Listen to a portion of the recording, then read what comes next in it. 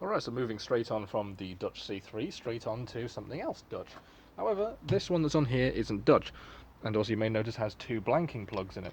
This is actually the British Police FM12. The head harness is not original. I do not like the head harness that comes on the FM12, so I put a Yugoslav M1 harness on this, which is also a copy of the, I think the M9A1 or the M17 head harness. So, with the exact same diameters, this harness works in a lot of masks. I put it in the Yugo M2, which doesn't have the crossbar originally, but it works wonderfully in that. Works great for the FM12, it's way more comfy for me, a lot tighter, because the elastic tends to perish on the FM12 rather badly. As you can see here, you could also use it to replace an M17's head harness, and nobody but you would notice because they're identical and don't share stamps. But anyway, we're not here for harness review. Like I say, this is a British Police FM12, which normally is only single port. However, the size 1s all appear to be dual port. Can't think why, I've no fucking clue. This was being the size 1, the large FM12 did not come in size 4. But this one is specifically the Dutch variant. One of the things I want to mention is the blanking plugs here.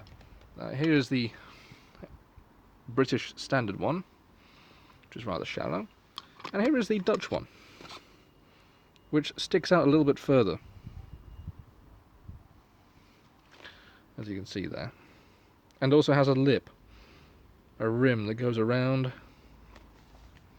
which actually makes it rather perfect for putting in an S10, especially if you wanted to make one of those fake, if you wanted to fake having one of those like S10 FM12 crossovers that uses one of these drinking tube connectors and has a blanking port. Anyway, so here is our bag, which we've already seen on the C3 style, as a C3 style. This is the DPM, because of course the Netherlands took over DPM from us, as did a couple of other countries I think actually. Here's your left thigh strap, and here is your waist strap, which I've never actually managed to tighten all the way, so either the Dutch got really fat in the last couple of decades, and like their biggest waist size happens to be... I am a 38 waist. I'm a big boy. I could not get this thing to tighten to the point where it wasn't like coming loose off my hip. So I don't know if I'm doing something completely fucking stupid, or if I happen to own a bag that was made for the obscenely large. I don't think straps actually come in sizes. So yes, this is actually a spare blanking plug that was sent to me by Nick, so big thank you to Nick. Quick thing before we move on to the inside of the mask, let's go over some of the contents. This isn't actually mine, this is actually my good friend Tommy's, or the Sage that you see online a lot. Exactly the same tube, I'm pretty sure. I think it's slightly varying. Decon tube. Oh, this one actually has the puffer top. Nothing in it though. From that we saw in the C3 kit. Pop that down. There's no manual in this. In fact, I don't think there's anything else in these pockets other than that puffer. No, there isn't. Side pockets or anything? No, there is not. These are also rubber lined on the inside to prevent water getting in. So here's our lovely side pull bit. I can fucking focus, come on. Thank you. Velcro, pull that off. And here's our FM12, rather squashed FM12. We'll move on to that in a moment. Training filter. This one I think is actually... that might actually still be sealed, so I'm going to leave it sealed, because again, this isn't mine, this is going to the friend once he's actually done something for it. March 1995.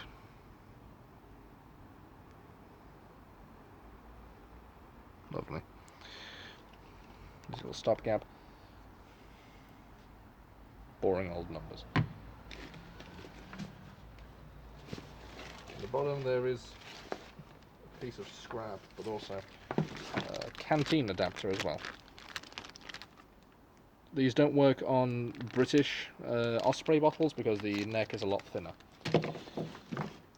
So moving on to the FM12 itself, there's the original harness, the one I said I don't like much. The elastic on this is brand fucking new, and I'm really annoyed that my hippie friend is the one who gets that. There of course is the blanking plug that we saw here, which happens to thread in all the way, and that's because on this Dutch variant, out, the threading is a lot shallower. Trying to if I can just pull that there next to that one. Come on, where's a good way I can do this? This has more of an S10 length, whereas this is a lot shallower. As you can see, this goes up, and then this just has this. So it's an interesting little sight. That's one of the very few details. The other thing, which is why I compared it to saying that you could harvest parts to make one of those fake S10 FM12 crossovers, I forget the name, I think it's like AR10 or something like that, is that this does not say model FM12, which the British Police one does. There's no way in hell you can see that.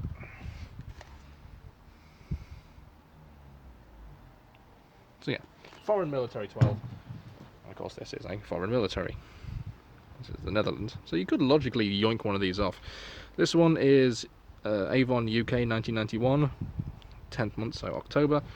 And this one being November 2006.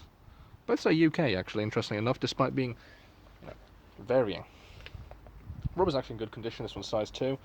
If I pull the the head harness up over the top there, you'll notice that the oral nasal cup actually says 3/2, compared to mine, which just says 1. I don't know if the oral nasal cup says 2/3 to be saying universal for those two sizes, or if there are ones that just exclusively say 2. Pull this through. It's all, for all intents and purposes, just the same. There is this, however, in the front, which some people might not recognise, and that is actually the vomit guard, which is just to stop, well, vomit, and puke. I don't know if it actually would go in the British variant. No, it wouldn't, because there are no slots for it. As you can see, slots there, and they are noticeably absent. That's rather interesting.